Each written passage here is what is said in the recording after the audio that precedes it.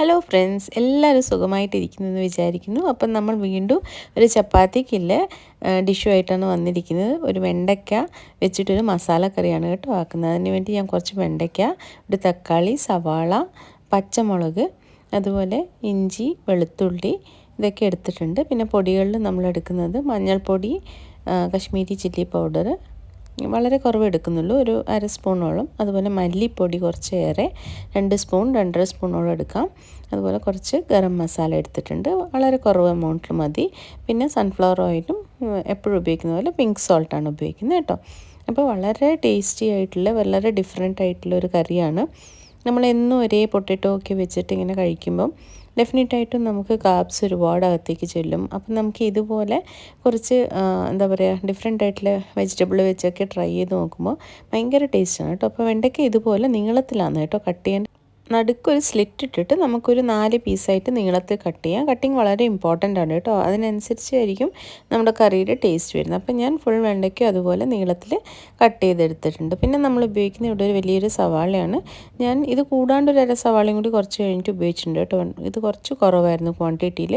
അപ്പോൾ എത്രയാണോ നമ്മൾ വെണ്ടയ്ക്ക എടുക്കുന്നത് അതിനനുസരിച്ച് എടുത്താൽ മതി സവാള. അപ്പം ഞാൻ ഇതൊരു 1/4 കിലോ വെണ്ടയ്ക്കയ്ക്ക് ഞാനിവിടെ 2 വലിയ സവാള ഉപയോഗിച്ചിട്ടുണ്ട് കേട്ടോ. അപ്പം ഞാനിപ്പോൾ എടുക്കുമ്പോൾ ഒന്നേ ഉണ്ടായിരുന്നുള്ളൂ, അതുകൊണ്ടാണ്. പിന്നെ ആഡ് ചെയ്തിട്ടുണ്ട്. അതുപോലെ തന്നെ ഒരു വലിയ തക്കാളി ഒരുപാടൊന്നും വേണ്ട, ഒരു മീഡിയം സൈസ് ഒരു തക്കാളി മതിയാവും. അപ്പം ഇത്രയും വെജിറ്റബിൾസാണ് നമ്മളിപ്പോൾ ഇതിൽ ആഡ് ചെയ്ത് കൊടുക്കുന്നത്. ഇതിൽ നമ്മൾ മല്ലിയിലയോ അങ്ങനെയൊന്നും ആഡ് ചെയ്യുന്നില്ല. മല്ലിപ്പൊടി ഇടുമ്പം തന്നെ നല്ല ടേസ്റ്റ് ഉണ്ടാവും. അപ്പോൾ ഇത് ചപ്പാത്തിക്ക് പറ്റിയ കറിയാണ്. ഞാൻ പണ്ട് ഒരു വീഡിയോയിൽ പറഞ്ഞിട്ടുണ്ട്, നിങ്ങൾ കണ്ടു കാണുന്നതായിരിക്കുന്നു. എന്താ വെച്ചാൽ ചപ്പാത്തീൻ്റെ കറികൾ എപ്പോഴും നമ്മൾ സൺഫ്ലവർ ഓയിലിലോ അല്ലെങ്കിൽ വേറെ എന്തെങ്കിലും വെളിച്ചെണ്ണ ഒഴികെയില്ല, വേറെ എന്തെങ്കിലും ഓയിൽ ചെയ്യാൻ നോക്കുക. അപ്പോൾ കൂടുതൽ ടേസ്റ്റ് ഉണ്ടാവും. പച്ചമുളക് ഞാൻ ഇതുപോലെ സ്ലിറ്റ് ഇട്ട് കൊടുത്തിട്ടേ ഉള്ളൂ കേട്ടോ. കാരണം ഈ വെണ്ടയ്ക്കേൻ്റെ അകത്ത് ഇത് മിക്സായാൽ മനസ്സിലാവില്ല. പ്രത്യേകിച്ച് കുട്ടികൾക്കൊക്കെ കൊടുക്കുമ്പോൾ നമ്മൾ സൂക്ഷിക്കേണ്ടതാണ്. അപ്പം കട്ട് ചെയ്ത് ബാക്കി കഷ്ണങ്ങളൊക്കെ നമ്മൾ ഈ വെണ്ടയ്ക്കേൻ്റെ ഒന്നിച്ച് ഇട്ട് കൊടുത്തിട്ടുണ്ട്. അപ്പോൾ ഇതെല്ലാം കൂടി നമുക്ക് ഒന്നിച്ച് കുക്ക് ചെയ്യാൻ വേണ്ട. പാരലായിട്ട് നമുക്ക് ജിഞ്ചർ ഗാർലിക് പേസ്റ്റ് ഒന്ന് ഇടിച്ചെടുക്കാം. അപ്പോൾ നമ്മൾ വാങ്ങുന്ന പേസ്റ്റിനേക്കാളും എപ്പോഴും തന്നെ നമ്മൾ വീട്ടിൽ ചെയ്തെടുക്കുന്ന ഇൻസ്റ്റൻ്റായിട്ട് ചെയ്തെടുക്കുന്ന ജിഞ്ചർ ഗാർലിക് ആയിരിക്കും എപ്പോഴും കറിക്ക് ടേസ്റ്റ് എൻഹാൻസ് ചെയ്യുക. പിന്നെ നമ്മൾ ഗ്യാസ് ഓൺ ചെയ്തിട്ട് ഒരു കട്ടി ചീനച്ചട്ടി വെച്ച് കൊടുത്തിട്ടുണ്ട്. ചൂടാവുമ്പോൾ അതിനകത്തേക്ക് ആവശ്യത്തിന് കുറച്ച് റിഫൈൻഡ് ഓയിൽ ഒഴിച്ച് കൊടുക്കുക.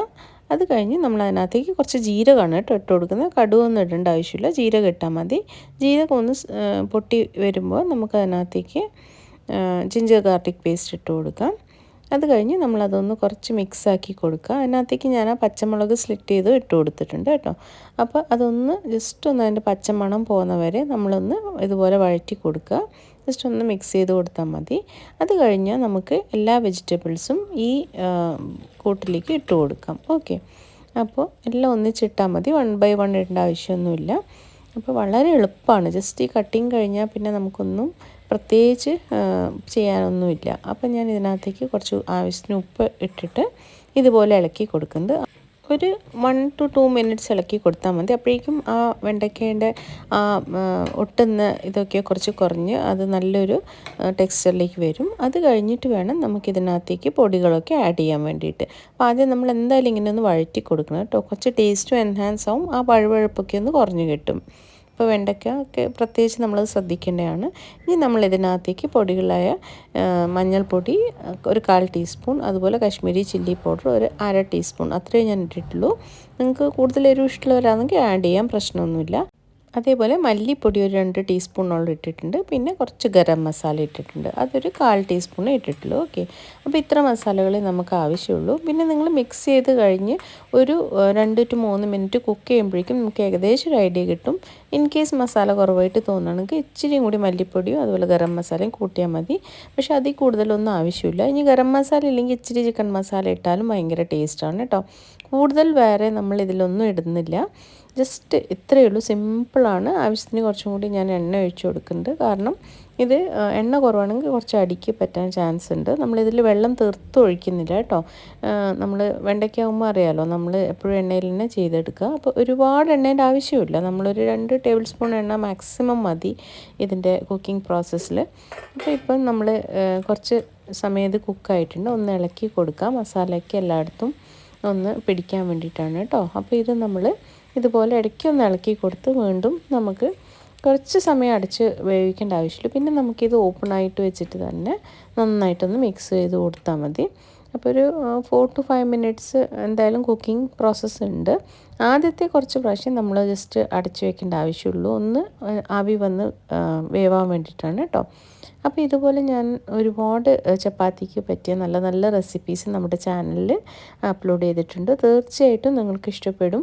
നിങ്ങളൊന്ന് പോയി നോക്കുക. അതുപോലെ തന്നെ ഇഷ്ടപ്പെടുകയാണെങ്കിൽ എന്തായാലും ലൈക്കും സബ്സ്ക്രൈബും ചെയ്തിട്ട് ഒന്ന് സപ്പോർട്ട് ചെയ്യണം കേട്ടോ.